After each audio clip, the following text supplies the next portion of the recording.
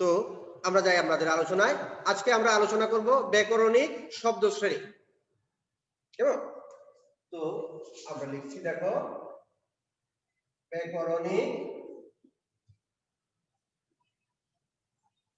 শব্দ শ্রেণী। এই ব্যাকরণিক শব্দ শ্রেণী, ওটাকে আমরা আগে বলতাম পদ।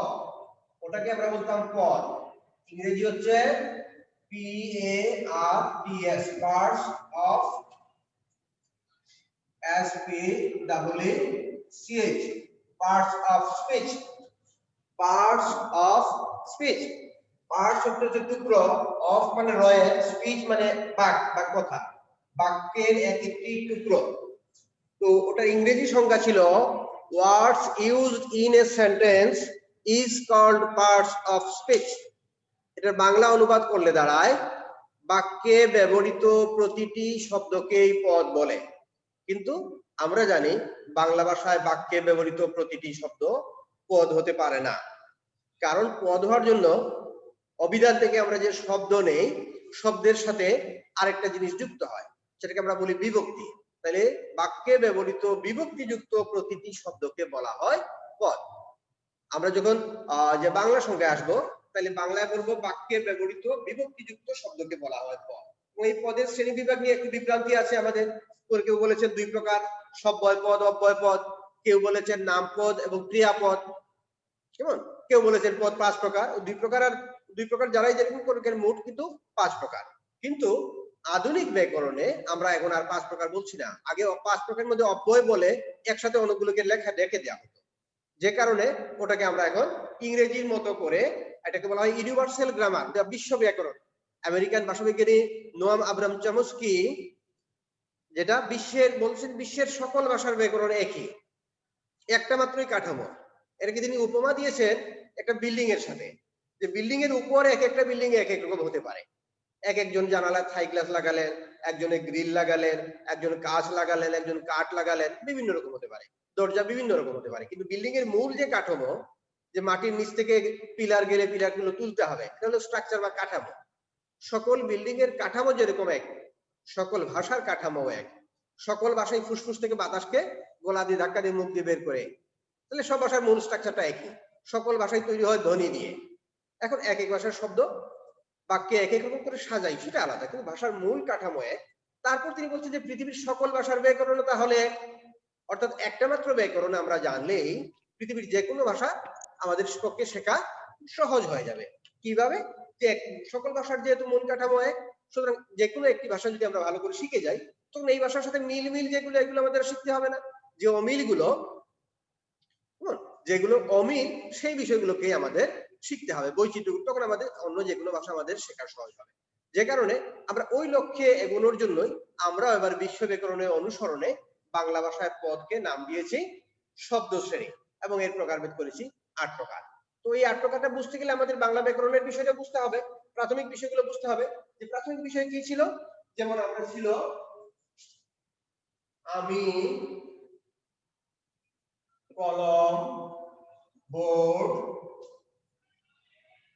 লিখ। বললে এটাকে আমরা বাক্য বলতে পারি কিনা? আমি, কলম, বোর্ড, লিখ বললে আমরা এটা বাক্য বলতে পারি না, কারণ বাক্য হয় না। তাহলে বাক্য হওয়ার জন্য এগুলো হচ্ছে অভিধান থেকে নেওয়া এক একটা শব্দ। এগুলো হচ্ছে মানুষের যে জন্ম পোশাক, সেই জন্ম পোশাক। এবার এগুলোকে বলতে হবে বসন পর বা পোশাক পর। এগুলোকে পোশাক পরলে এক একটা শব্দ শ্রেণী হবে। এগুলো হচ্ছে ব্যাকরণিক শব্দ, হয়নি এখনো। এখন হচ্ছে আবিধানিক শব্দ। এই অভিধান থেকে নেওয়া এই শব্দগুলোকে আমরা ব্যাকরণিক শব্দ বানানোর জন্য প্রত্যেকটার সাথে এক একটা জিনিস লাগাবো। আমি লিখলাম আমি, সাথে শূন্য, কলম দিয়ে, বোর্ড এ, লিখ ই। এবার এই যে আমার সাথে আমরা ধরে নিয়েছি, আমরা একটি উপপাদ্য ধরে নিয়েছি যে প্রত্যেকটি শব্দের সাথে এক একটা বিষয় লাগাই। যেখানে কিছুই লাগাইনি আমরা বলেছি শূন্য লাগিয়েছি। তারপর কলম দিয়ে, বোর্ড এ, লিখি। এবার এটা একটা পদ বা শব্দ শ্রেণী, এটা একটা শব্দ শ্রেণী, এটা একটা শব্দ শ্রেণী। এটা একটা শব্দ শ্রেণী। তাহলে আমি একটা শব্দ শ্রেণী কলম দিয়ে একটা শব্দ শ্রেণী বোর্ড এ লিখি একটা শব্দ শ্রেণী। এগুলো হচ্ছে ব্যাকরণিক এক একটা শব্দ শ্রেণী বা ব্যাকরণিক শব্দ। এবার এই ব্যাকরণিক শব্দকে আমরা শ্রেণীকরণ করতে যাওয়ার আগে আমরা বুঝলাম শব্দ এবং যে অভিধানিক শব্দ এবং ব্যাকরণিক শব্দের মধ্যে পার্থক্য হচ্ছে অভিধানিক শব্দের সাথে বিভক্তি লাগানো থাকে না, ব্যাকরণিক শব্দ বা পদের সাথে বিভক্তি লাগানো থাকে। তাহলে ব্যাকরণিক শব্দ মানে হচ্ছে পদ। তাহলে পদ কাকে বলে? আমরা পদের একটা সমীকরণ আমরা সহজ সমীকরণ করতে পারি। পদ হচ্ছে শব্দ যোগ বিভক্তি সমান পদ। তাহলে শব্দ এবং বিভক্তি মিলে পদ হয়। পদের জন্য লাগে শব্দ এবং বিভক্তি, দুটো মিলে হয় পদ। এবার এই পদের প্রকারভেদ আমরা আগের বইয়ে যেটা আমরা শিখেছি সেখানে যাই। আমরা কোন বইয়ে শিখেছি পদ দুই প্রকার, একটা হচ্ছে নামপদ আর একটা হচ্ছে ক্রিয়াপদ। যে পদ দ্বারা কোনো কিছুর নাম বোঝায় তাকে নামপদ বলে,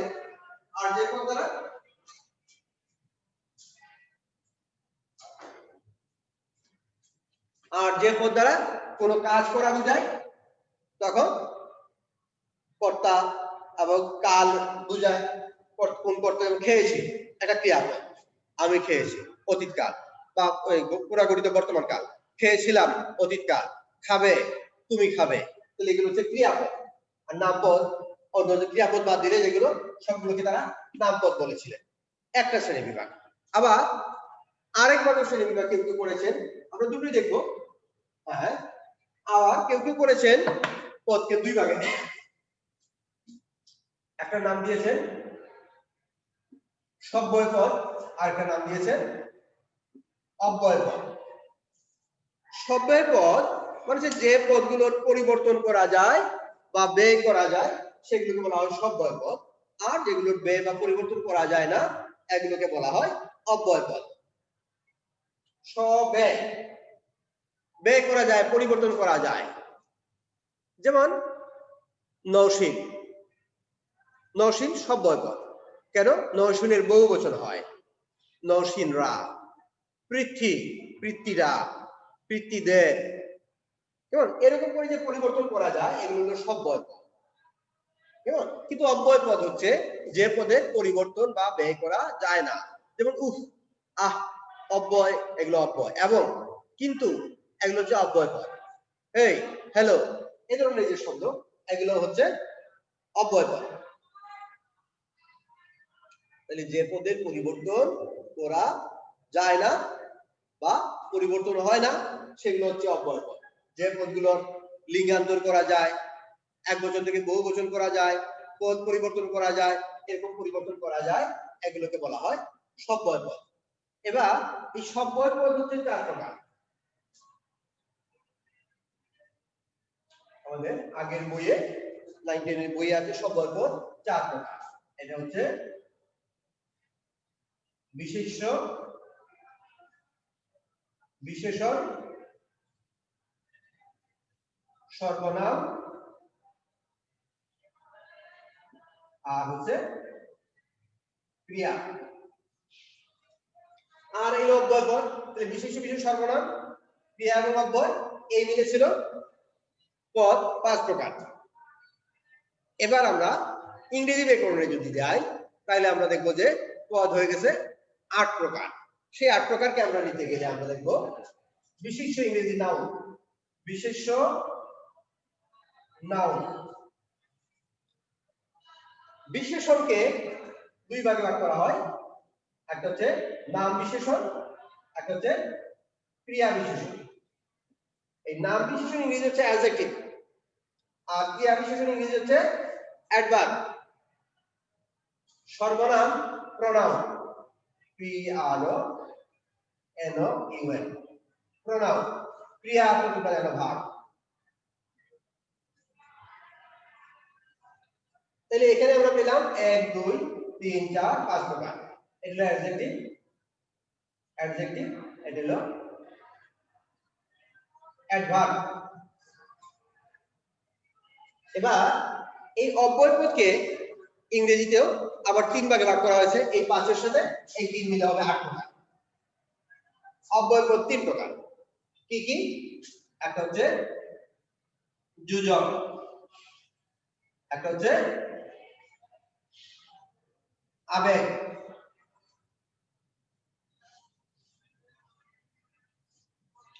আর আরেকটা হচ্ছে অনুসর্গ।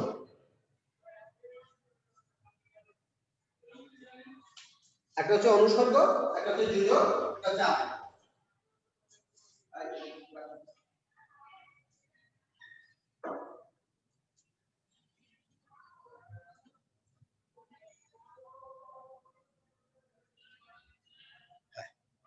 তো অনুসর্গ ইংরেজি হচ্ছে প্রিপোজিশন, আবেগ ইন্টারজেকশন, আর যোজক হচ্ছে কনজাংশন।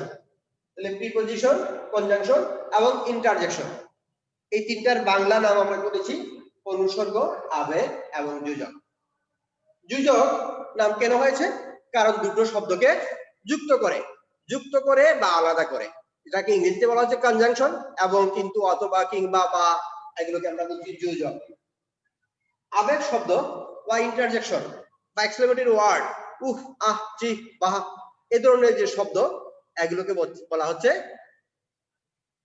আবেগ বা ইন্টারজেকশন। এটা হলো ইন্টারজেকশন, লিখে নাও।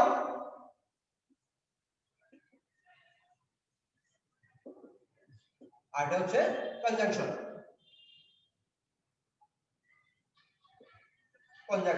অনুসর্গ হচ্ছে প্রিপোজিশন, পিআরই পিও এসআই টিআই ওএন, প্রিপোজিশন। ঠিক আছে? এই চ্যাপ্টারের উপর আমার আরেকটা ক্লাস আগে দেয়া আছে, দেখো তোমরা সেই ক্লাসটাও দেখতে পারো, ওই যে আমার চ্যানেলে ইউটিউবে দেয়া আছে। তো আমরা এখানে পেলাম অনুসর্গ বা প্রিপোজিশন, যেমন করিমের চেয়ে রহিম, এই যে হতে থেকে চেয়ে, এগুলো হচ্ছে অনুসর্গ। বিনা সুতার গাথা মালা, সুতা ব্যতীত, বিনা, এগুলো হলো অনুসর্গ। অনুসর্গ অব্যয়, যেটা আগের বইয়ে ছিল অনুসর্গ অব্যয় বা পদান্বয়ী অব্যয়, সেটাকে আমরা বলছি অনুসর্গ। আগের বইয়ে ছিল অনন্যয়ী অব্যয়, ওটাকে আমরা নাম দিয়েছি আবেগ। আরেকটা বই ছিল কি সমুচ্চয়ী অব্যয়, এই সমুচ্চয়ী অব্যয়কে আমরা এখন আধুনিক ব্যাকরণের নাম দিয়েছি যোজক। এটা হচ্ছে আধুনিক ব্যাকরণের নাম। এবার এই শব্দগুলোকে আমাদের, এটা হচ্ছে শব্দ শ্রেণী। তাইলে আমরা পেলাম শব্দ শ্রেণী 8 প্রকার, এবং আমরা এই 8 প্রকার নামের সাথে আমরা ব্র্যাকেটে ইংরেজি নামগুলো লিখে নেব। এখন পরীক্ষায় যে কাজটা করতে হবে তোমাদের, আমরা লিখব বিশেষ্য। আমরা এটা পরীক্ষায় আমরা কিভাবে লিখব? পরীক্ষায় লিখতে গিয়ে আমরা করতে পারি এরকম, আমরা লিখলাম বিশেষ্য, ব্র্যাকেটে দিলাম নাউন, NOUN, নাউন দিয়ে দিলাম সায়রা বই পড়ে, দাঁড়ি একটা বাক্য লিখলাম যে সায়রা বই পড়ে। এবার এই বাক্যে বিশেষ্য বা না কোনটা, আমরা সায়রার নিচেও রাখতে পারি, বইয়ের নিচেও রাখতে পারি, আমরা যে কোনো একটা রাখি, একটা বিশেষ্য হয়ে গেল। এবার লিখলাম সর্বনাম।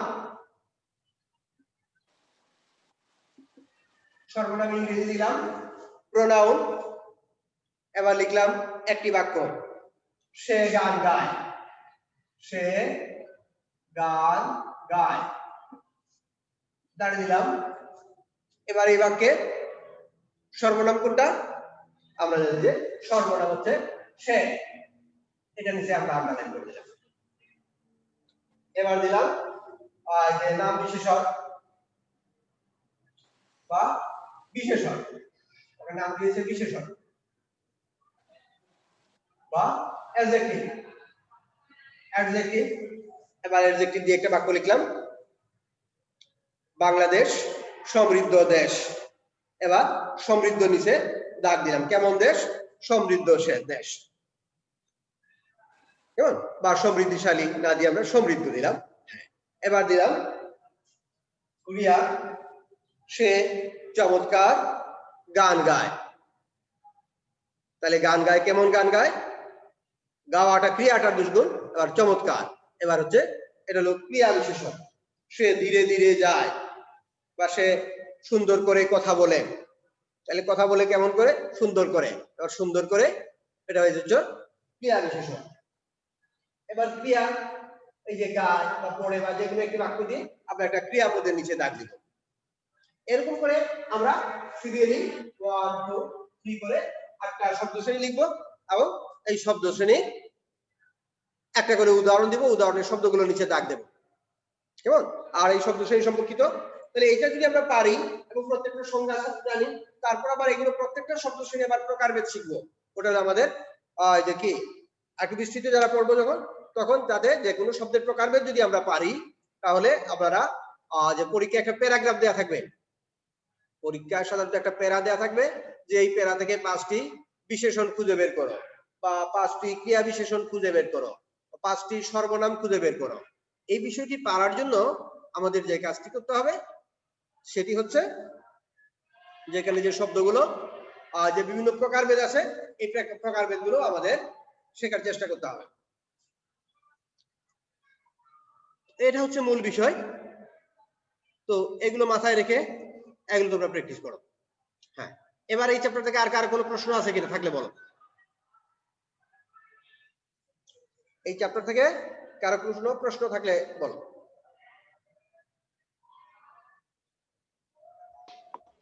স্যার নমস্কার। বলো। স্যার, সে সুন্দর গান গায়, সুন্দরটা হচ্ছে নাম বিশেষণ, আর খুব সুন্দরের খুব হচ্ছে ক্রিয়া বিশেষণ। নো, না, এটা তো বিশেষণের তাহলে বিশেষণ, খুবটা এটা অ্যাডজেক্টিভ। অ্যাডভার্ব যেটা, ওটা তো ক্রিয়া বিশেষণ। হ্যাঁ, ওটা তো অ্যাডজেক্টিভ। সে চমৎকার গান গায় বা সুন্দর গান গায়, গানটা সুন্দর না, গায় কেমন সুন্দর করে যদি হয়, তখন হয়ে যাবে ক্রিয়া বিশেষণ। সোজা কথা অ্যাডজেক্টিভ আর অ্যাডভার্ব ইংলিশে বুঝবা বিষয়টি, তাহলে ইজি হবে তোমার জন্য। অ্যাডজেক্টিভ এবং অ্যাডভার্ব, আসলে আগের শ্রেণীতে, আগের ক্লাসে, আমাদের আগের সময় আমরা বিশেষণ বলতে অ্যাডজেক্টিভ এবং অ্যাডভার্ব দুটোকে বুঝতাম। এখন আমরা অ্যাডজেক্টিভে বলছি, অ্যাডজেক্টিভকে বলছি বিশেষণ, আর অ্যাডভার্বকে বলবো ক্রিয়া বিশেষণ। একটু ইংরেজি থেকে দেখে নাও, তাহলে তোমাদের কাছে ইজি হবে জিনিসটা। সে সুন্দর করে গান গায়, তখন হয়ে যাবে সুন্দর করে, যেটা ওটা হয়ে যাবে ক্রিয়া বিশেষণ। চমৎকার ভাবে গান গায়, আর চমৎকার গান গায় যদি বলি, তাহলে গানটা চমৎকার। সে চমৎকার গান গায়, গানটা চমৎকার। হ্যাঁ, বুঝছো? এগুলো খুব কাছাকাছি, এই দুইটা বিষয়টা একটু খেয়াল করবা। ক্রিয়া এবং ক্রিয়া বিশেষণ এবং বিশেষণের পার্থক্যটা ইংরেজিতে বুঝলে সহজ হয়, অ্যাডভার্ব আর অ্যাডজেক্টিভ।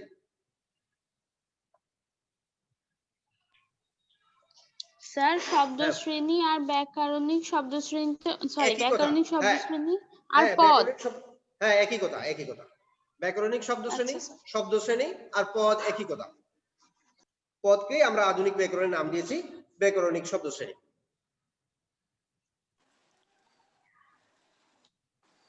হ্যাঁ, একটু দেখো বইয়ের মধ্যে, দেখো কারো সমস্যা আছে কিনা এই চ্যাপ্টারে।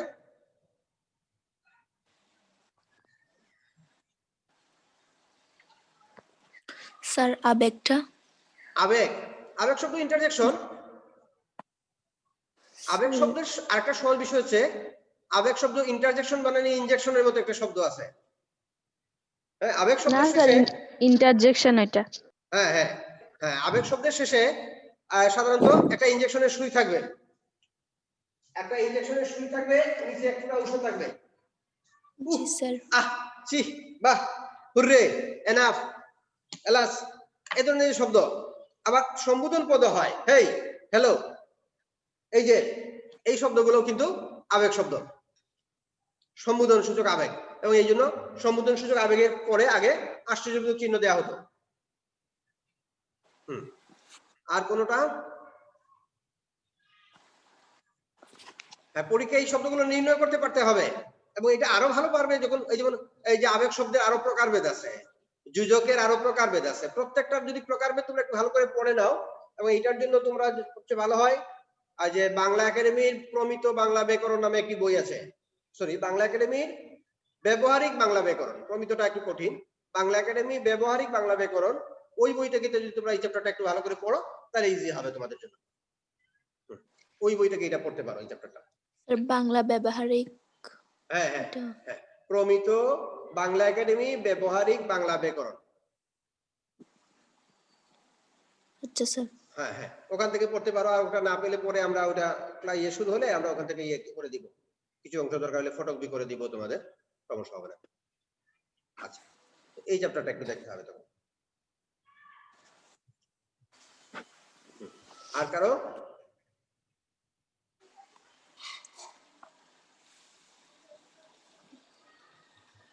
আর কোথাও কারো সমস্যা আছে কিনা?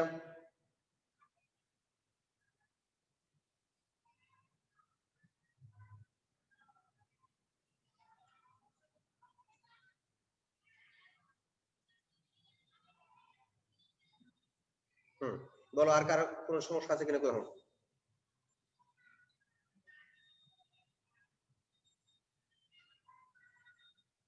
আর কারো সমস্যা নেই? সমস্যা না থাকলে ক্লাস শেষ করবো এখানেই, ঠিক আছে? তাহলে ব্যাকরণিক শব্দ শ্রেণী আমরা ওটা প্রকারভেদ সহ পড়বো। তোমাদের ব্যাকরণের ওই যে 9-10 এর বইয়ে আছে, 9-10 এর বইয়ে পদের চ্যাপ্টারটা একটু ভালো করে পড়ে নেবে, পড়ে নিয়ে এবং ইংরেজিতে পড়ে নেবে যে ওই 8 প্রকার পদটা সহজ হয়। ইংরেজিতেও যদি তোমরা পড়ে নাও 8 প্রকার পদের শ্রেণী বিভাগটা, ওখান থেকে বাংলায় তোমরা ট্রান্সলেট করতে পারো। স্যার ইংরেজিটা তো পড়া আছে, ইংরেজিটা হ্যাঁ তো হ্যাঁ, এই জন্যই পড়ছি। বলতেছি ইংরেজিতে তোমরা এগুলো হাই স্কুল লেভেলে পড়েছো বা অনেকে প্রাইমারি লেভেলেও কিছুটা পড়েছো, ওখান থেকে মিলিয়ে নিলে কিন্তু জিনিসটা খুব সহজ হয়ে যাবে। এই ইংরেজি নামগুলোর বাংলা নাম করে, কনজাংশনের বাংলা নাম যোজক, ইন্টারজেকশনের বাংলা নাম আবেগ, প্রিপজিশনের বাংলা নাম অনুসর্গ, এরকম করে যদি শিখে নাও তাহলে এটা দেখবা খুব সহজ হয়ে যাবে। কেমন? ওখান থেকে নিলেই দেখবা যে বিষয়টি, এবং ওই যে অ্যাডভার্ব এবং অ্যাডজেক্টিভ, অ্যাডভার্ব এবং অ্যাডজেক্টিভের পার্থক্য অনেকেই ভুল করেন, এটা একটু খেয়াল করবা। কেমন? যেমন হি ইজ ভেরি কাইন্ড, তিনি খুব দয়ালু, দয়ালু হচ্ছে অ্যাডজেক্টিভ, কিন্তু কাইন্ডলি দয়া করে, দয়া করে কাজটি করো তখন হচ্ছে ক্রিয়া বিশেষণ অ্যাডভার্ব। এই যে অ্যাডজেক্টিভ থেকে অ্যাডভার্ব হয়ে যায় কি রকম, ওটার বাংলা অনুবাদ করলে দেখবা যে অ্যাডজেক্টিভ এবং অ্যাডভার্বের পার্থক্য তোমরা বুঝে যাচ্ছ। এই জায়গাটা বুঝলে আর সমস্যা হবে না। তাহলে আমরা পরের ক্লাসে কিন্তু ফার্স্ট পেপারে যাব সহপাঠে। আজকের ক্লাস এখানে, সহপাঠটা তোমরা একটু পড়াই ফাঁকে, আমরা 40-এ শুরু করব সহপাঠের ক্লাস। আজকের ক্লাসটা এখানে শেষ করছি, ধন্যবাদ সবাইকে। আসসালামু